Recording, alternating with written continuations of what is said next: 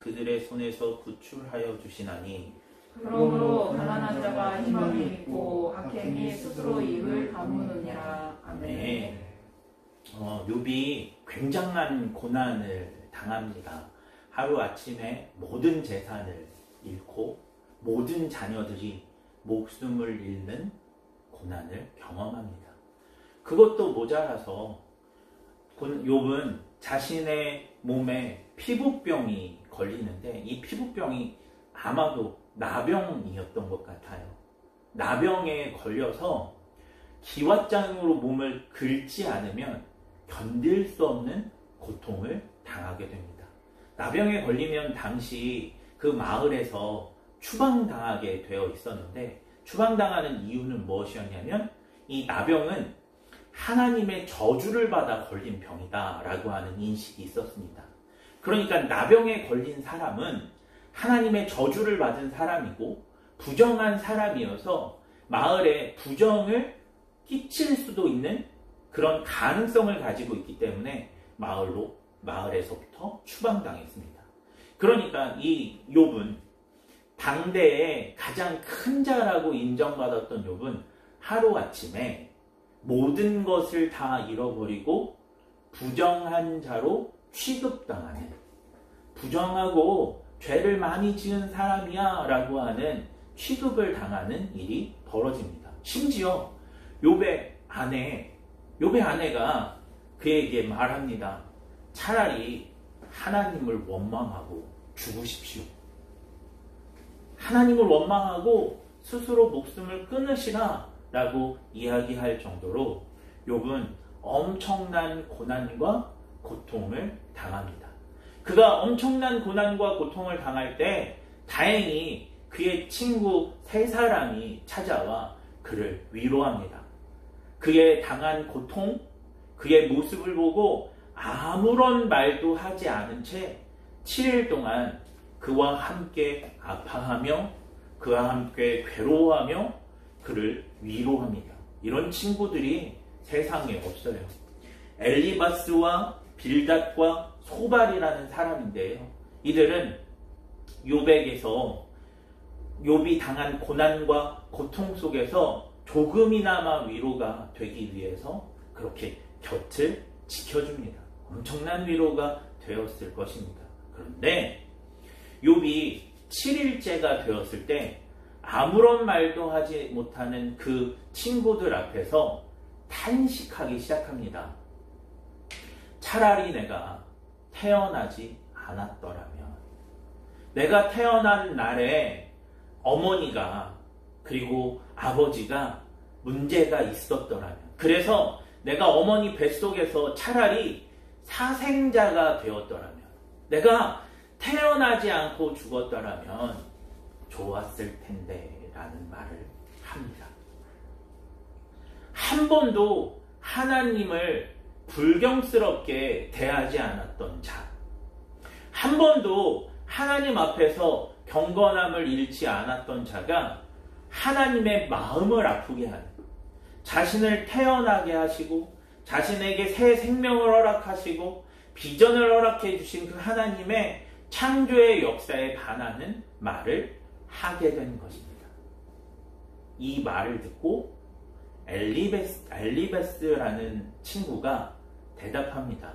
대만 사람이라고 얘기하는데 이 대만 사람이라는 이 대만이라고 하는 지역은요, 에돔 지역인데 당대에 지혜자들을 배출하는 땅이라고 여겨졌습니다. 그러니까 지혜의 땅에서 누구보다 지혜를 가진 엘리바스가 이 말을 듣고 그 말이 틀렸다, 네가 생각하는 것이 잘못됐다, 하나님의 마음을 아프게 하면 안 된다라고 타이르는 말을 시작합니다. 오늘 본문의 내용도 그 내용입니다. 그런데 이 엘리바스가 어떤 말을 하냐면, 그 욥을 타이르고 욥의 생각을 교정하기 위해서 어떤 말을 하냐면, 당신이 이렇게 고난당하는 것은 죄 때문이고, 당신이 고난당한 것은 알게 지은 죄, 모르게 지은 죄 때문이요 라고 이야기하며 회개해야 하나님의 구원을 받을 수 있다고 주장합니다. 하나님에 대한 원망을 그치고 하나님의 은혜를 구하라 라고 이야기하는 것입니다. 이것이 굉장히 중요한 의미를 가지고 있습니다. 이 욥이라고 하는 것이 바벨론의 포로로 끌려간 사람들이 하나님의 말씀을 기억하고 적은 내용이라고 지난주에 말씀을 들었는데요. 그런 배경을 생각해 보면 이것은 굉장한 의미가 있습니다. 바벨론의 포로로 끌려가서 노예 생활을 하는 사람들 대부분은 하나님을 원망했을 것입니다. 하나님께 화가 났을 것입니다. 지금 하나님, 제가 차라리 태어나지 않았더라면 좋았을 것입니다 라고 기도했던 욥과 같이 기도했을 것입니다. 하루아침에 모든 것을 다 잃은 이 욥처럼 하루아침에 모든 것을 다 잃은 이스라엘 백성들은 하나님 어디에 계십니까? 하나님 실제로 하나님 전지전능한 하나님이 맞으십니까? 하나님이 계신데 왜 우리가 이렇게 나라를 잃고 왜 우리가 이렇게 이 땅, 이 바벨론 땅에 와서 이런 모욕과 수치를 당해야 하는 것입니까? 라고 하나님 앞에 항변하는 사람들이 많았을 것입니다. 그런 사람들에게 또 일부의 사람들은 당연히 회개하라고 이야기했을 것이고, 당신 지금 이렇게 하나님의 마음을 아프게 하는 말을 하고 하나님을 버리고 바벨론 땅에 그 문화에 지금 속해서 바벨론 신전에 가서 예배하면 당신 정말 큰일을 납니다 라고 경고하는 사람도 있었을 것입니다. 하나님 원망하고 하나님 버리고 바벨론 문화에 종속되어서 바벨론 사람처럼 되는 그 사람들을 향하여 회개를 촉구하는 사람도 있었을 것이라는 말입니다. 오늘 엘리바스가 그런 사람이었습니다. 엘리바스는 욥을 향하여 당신이 이렇게 하면 안 됩니다. 믿음과 신앙을 지켜야 합니다 라고 이야기했던 사람이고, 회개해야 하나님의 구원을 받을 수 있습니다 라고 설득했던 사람입니다.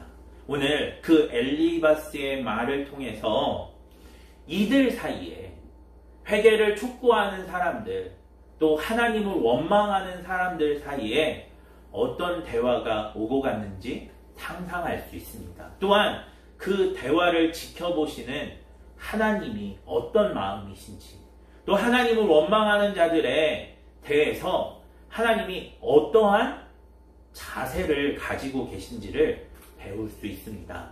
더불어 우리의 부족함, 원망, 탄식에 하나님이 어떤 반응을 하시는지, 하나님의 마음이 어떠하신지, 하나님의 성품이 어떠하신지를 생각할 수 있습니다. 오늘 말씀을 통해서요, 욥과 같이 탄식하고 원망하는 우리를 하나님이 어떤 눈으로 바라보시고 어떻게 인도해 가시는지를 배우는 귀한 믿음의 시간 되기를 주님의 이름으로 축원합니다. 엘리바스는 자신을 저주하며 자신의 생애를 저주하며 하나님을 원망하는 욥의 탄식을 듣고 화가 났습니다.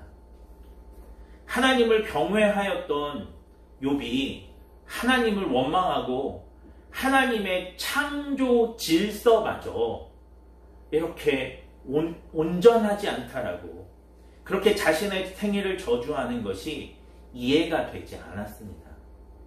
그리고 그 욥이 분명 믿음을 잃었다고 판단했습니다.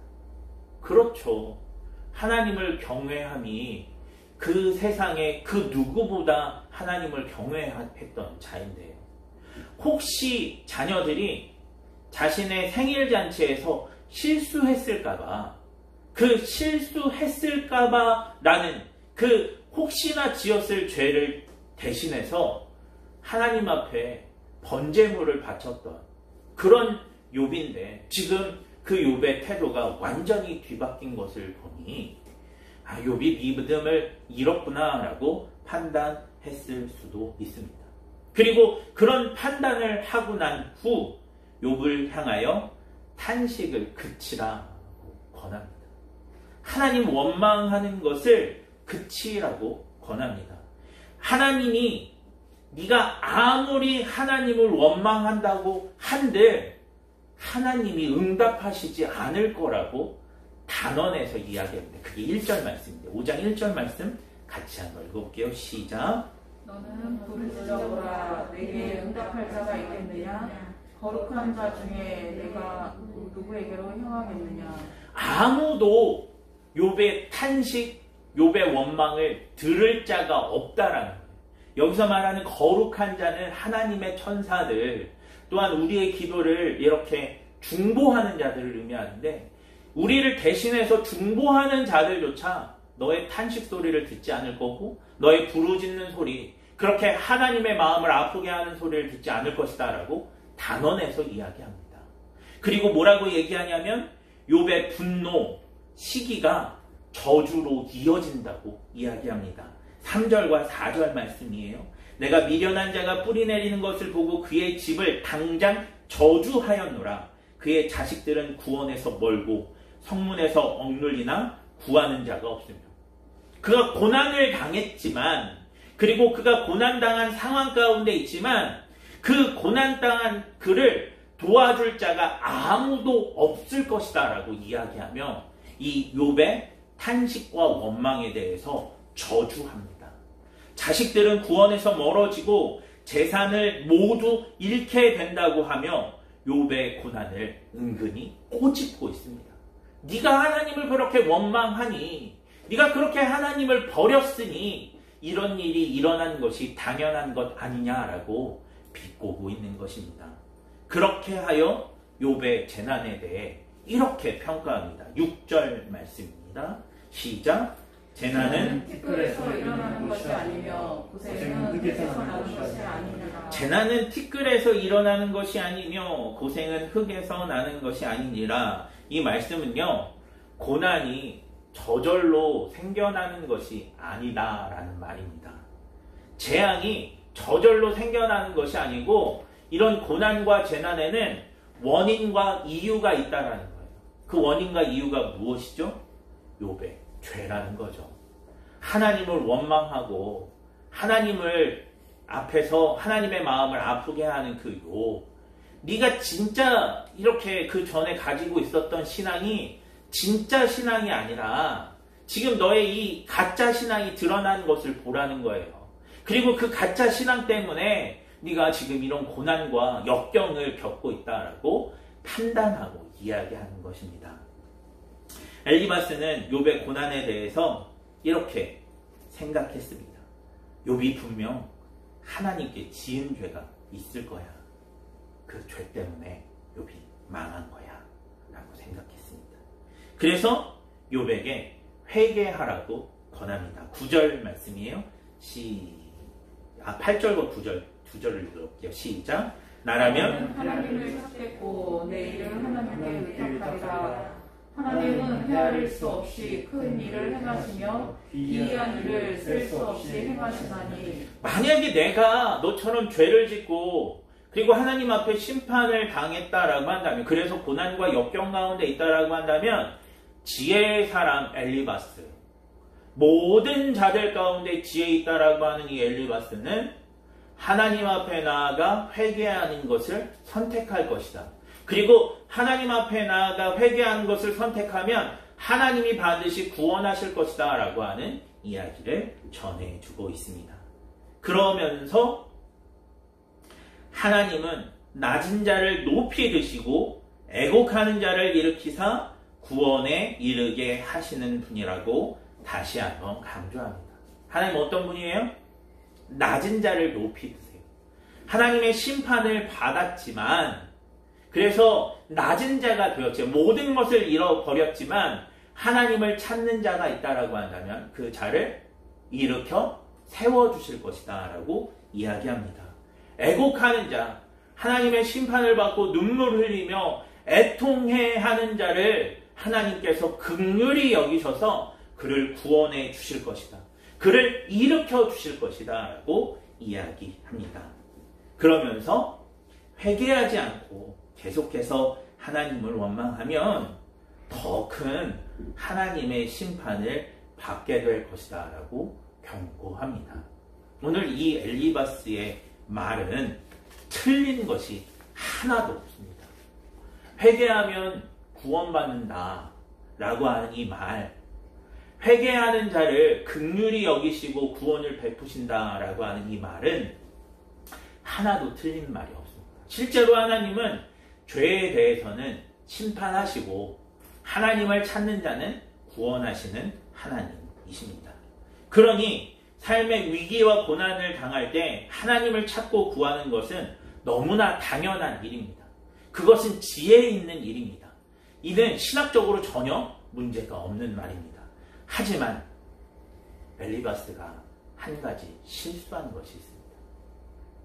엘리바스의 모든 말이 정답인 것 같고 엘리바스의 말에서 흠잡을 것이 하나도 없지만 엘리바스가 실수한 것이 있습니다. 그것은 무엇이냐면 욥의 고난에 대한 진단이었습니다. 엘리바스는 욥의 고난이 욥의 죄 때문에 일어난 것이다 라고 확신했습니다. 진단했습니다. 그래서 욥의 죄로 말미암아 고난이 왔으니 욥이 회개하여 구원을 받으라는 해결책을 제시한 것입니다. 그리고 그가 회개하지 않고 하나님의 말씀을 계속해서 어기고 하나님을 원망하고 하나님을 버리는 삶을 살면 더 큰 심판이 있을 것이다 라고 하는 말도 한 것입니다.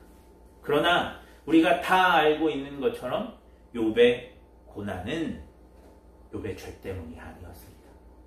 욥의 고난은 욥으로서는 이해할 수 없는 고난이었습니다. 욥으로서는 도무지 지성적으로 이해하고 납득할 수 없는 고난이었습니다. 욥의 죄 때문이 아니었던 것이죠. 또한 하나님은 욥이 원망과 탄식을 하더라도 심지어 그것이 하나님의 마음을 아프게 하는 말이라고 하더라도 욥의 부르짖음에 응답하시는 분입니다. 할렐루야. 이것이 중요한 포인트예요. 오늘 이스라엘 백성들이요, 바벨론 땅에서 하나님의 마음을 아프게 했습니다. 심지어 하나님을 버리겠다라고 하나님을 원망하는 자들, 하나님을 협박하는 자들도 있었습니다. 그런데 하나님은 그렇게 바벨론 땅에서 하나님을 협박하는 자들, 하나님을 원망하는 자들을 나무라지 않으셨습니다. 심지어 하나님, 나 이제 하나님 안 믿을게요 라고 하면서요, 하나님을 버린 자들도 나무라지 않으셨습니다. 오늘 욥에 대해서도 나무라지 않으셨습니다. 너 왜 이런 심판을 당하는지 몰라? 너 얼마나 네가 불의한 자인지 몰라? 라고 야단치지 않으셨습니다. 하나님은 욥이 원망하는 모든 말을 그냥 다 들어주셨습니다. 그리고 욥의 탄식 소리를 다 들어주셨습니다. 그리고는 욥이 그 탄식 속에서 진짜로 하고 싶어하는 욥의 진짜 메시지가 무엇인지를 발견해서 그 욥이 진짜로 하고 싶어하는 말에 대해서 반응하셨습니다. 이게 중요한 거예요. 제가 최근에 보고 있는 프로그램 중에 금쪽 같은 내 새끼라는 프로그램이 있습니다. 가정에 좀 문제가 있는 그 가정에 이렇게 비디오를 설치하고 그 가정의 문제가 무엇인지, 그 아이가 어떤 문제를 가지고 있는지를 그 오은영 박사라는 분이 판단해서 진단해주고 그 아이가 진짜로 하고 싶은 메시지가 무엇인지를 이렇게 전해주는 프로그램입니다. 그런데 제가 그 오은영 박사의 모습을 통해서 오늘 욥에 대해서 반응하시는 하나님의 모습을 발견한 것이 있습니다. 제가 본 그 회차에서는 이런 에피소드가 있었습니다. 어떤 어린아이가 있는데 그 어린아이가 계속해서 자신의 젖꼭지를 만지는 거예요. 그러니까 잘 때도 만지고 뭔가 불안할 때도 만지고, 그래서 부모가 이 젖꼭지를 만지는 이 아이의 습관을 교정해 주기 위해서 이 금쪽 같은 내 새끼에 이제 지원을 한 거죠. 근데 프로그램을 쭉 보고 있는데 아이가 이제 그 젖꼭지를 만드는 행동뿐만 아니라 자신의 책상을 집어던지는 행동을 하는 거예요. 누가 봐도 정상적이지 않은 행동을 하는 거예요. 그런데 그 행동을 이렇게 딱 보는 모든 사람들이 이런 반응들을 보이는 거예요. 아빠는 화가 났고요. 아빠와 엄마는 화가 났고, 언니는 불안에 떨었고, 이 금쪽이라고 이제 부르는 그 아이는 그 부모님에게 그것을 집어 던지고, 방문을 꽝 닫고, 방문을 이렇게 걸어 잠그고, 이렇게 혼자서 막 짜증을 내고 있었습니다. 그러자 아빠가 그 금쪽이에게 와서, 아빠가 지금까지 너에게 밥도 해주고 오늘 뭐 이렇게 같이 시간도 보내주고 했는데 금쪽이 이렇게 행동하는 것 잘한 짓이야? 못한 짓이야? 잘못했으면 잘못했다고 이야기해야지, 사과를 받는 이렇게 장면들을 보았습니다. 그런데 오은영 박사가 그 1년의 과정들을 보는데 그 오은영 박사의 눈에서 눈물이 그렁그렁한 거예요. 아이가 분명히 잘못했는데 그렇게 의자를 집어던지는 행동이 잘못됐고, 그렇게 방문을 꽉 걸어 잠그는 행동이 잘못됐고, 짜증을 내는 행동이 잘못됐는데 오은영 박사의 눈에서 눈물이 그렁그렁 하더니 이야기하는 거예요. 금쪽이가 그렇게 집어던지고 짜증을 낸 이유는 엄마 아빠에 대한 다른 메시지가 있다는 거예요. 금쪽이가 그 일을 잘했다라는 게 아니라 그 금쪽이의 집어던지는 행동과 짜증내는 행동에서 진짜로 금쪽이가 하고 싶어하는, 말하고 싶어하는 내용이 있었는데 그게 무엇이었냐면, 나는 엄마 아빠랑 행복하게 같이 있고 싶어요 라고 하는 말을 하고 싶었다라는 거예요. 엄마 아빠 사이에 갈등이 있었거든요. 그래서 아빠가 식사를 준비하는 날에는 그 엄마가 항상 아빠가 준비하는 그 식탁에 앉지 않았거든요. 그게 금쪽이의 마음을 상하게 했던 거예요. 그것에 대해서 금쪽이가 마음 상해한다라고 하는 것들을, 그래서 그 마음 상한 금쪽이가 진짜로 그 집어던지는 행동을 통해서 나는 엄마 아빠랑 그렇게 사이좋게, 엄마 아빠가 사이좋게 지내는 모습을 보고 싶고, 엄마 아빠랑 행복하게 다 함께 같이 저녁 식사를 하고 싶어요 라고 하는 메시지가 그 안에 담겨져 있다라고 하는 것을 발견한 거예요. 그리고 그 이야기를 해준 거죠. 진짜 엄마 아빠한테 하는 메시지가 있다라고 하는 걸 알려준 거예요. 그걸 발견하고 오늘 하나님이 그러하시다는 거예요. 오늘 이스라엘 백성들이요, 하나님 앞에 원망합니다. 하나님 왜 예루살렘 성전이 무너졌나요? 왜 저 다윗 왕조의 시드기야 왕이, 우리의 왕이 두 눈이 뽑힌 채로 저 바벨론의 지하 감옥에 갇혀 있어야 합니까? 하나님 왜 나는 지금 하나님 앞에 제사 드려야 하는 이 제사장인 내가 이 바벨론 사람들의 술집에서 노래하는 자로, 가수로 전락해 버렸습니까? 내가 하나님 앞에 경건하고 싶고 거룩하고 싶지만 이 바벨론 사람들의 주인들은 하나님 앞에 예배하는 것조차 허락해 주지 않습니다. 내가 절기를 지키고 싶지만 절기를 지킬 수 없지만, 내가 예배하고 싶지만 예배할 수 없습니다 라고 하나님 앞에 항변하면, 나 이럴 거라면 하나님 믿지 않겠습니다. 나 이럴 거라면 저 바벨론 신전에 가서 바벨론에게 예배하는 사람이 되게, 나 이럴 거라면 저 바벨론 사람들이 주는 우상에게 드려졌던 고기, 포도주 마시겠습니다 라고 항변하며 주님 앞에 나아갔습니다. 그런데 그 마음 깊은 곳에, 이들 마음 깊은 곳에는 어떤 이야기들을 하고 있었냐면, 하나님 어디에 계십니까? 하나님 정말 살아계신 것 맞습니까? 하나님 전지전능한 하나님 맞으십니까? 그렇다라고 한다면 내가 왜 이 꼴입니까? 라고 그렇게 항변하고 탄식하고 있지만, 그 마음 깊은 곳에서 하나님 제발 살려주세요. 하나님 제발, 하나님 살아계심이 어떠한지를 알고 싶어요. 하나님 제발 내가 이곳에서도 예배할 수 있도록, 희망과 소망을 가질 수 있도록 역사해 주세요라고 했던 그 마음 깊은 곳에 있는 메시지를 하나님은 놓치지 않으셨다는 거예요. 그 마음을 알아주셨다는 거예요. 그래서 하나님은 나무라지 않으셨습니다. 하나님을 아프게 하는 말, 하나님을 믿지 않겠다고 협박하는 말, 하나님을 향하여 쏘아붙이는 말, 또 하나님을 잘 믿고 신앙을 지키는 자들을 향하여 비아냥거리는 그 말 속에 있는 진심. 하나님 살고 싶어요. 하나님 저 예루살렘 성전에 내 고향 땅에 돌아가고 싶어요 라고 하는 그 메시지를 들어주셨다는 거예요. 그리고 실제로 욥기 38장에서 42장까지 말씀을 보면 하나님 어디에 계십니까? 하나님 살아계신 것 맞습니까? 내가 왜 이런 꼴을, 이런 고통을 당해야 됩니까? 라고 항변하는, 탄식하는 욥의 기도에 하나님은 응답하시고 욥의 질문에 대답하시고 욥을 그 전보다 갑절의 복을 허락해 주시는 역사를 허락해 주십니다. 왜?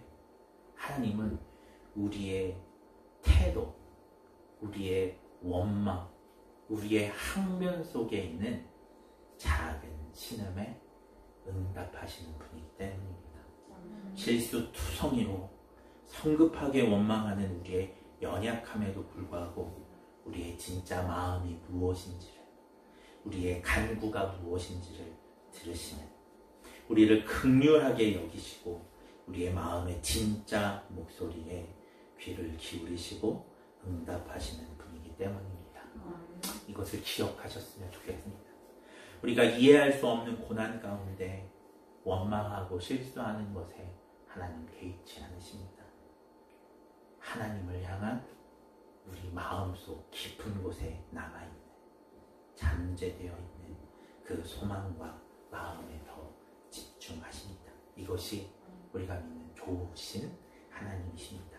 그 좋으신 하나님을 기억하며 우리 마음속 깊은 곳에 있는 그 소망, 그 마음속 깊은 곳에 있는 간구에 응답하시는 그 하나님을 기억하며 우리 그 마음 깊은 곳에 있는 하나님을 향한 소망의 기도, 그 마음속 깊은 곳에 있는 그 희망의 기도를 회복하는 저와 여러분 되기를 주님의 이름으로 축원합니다. 아멘. 다 같이 자리에서 일어나셔서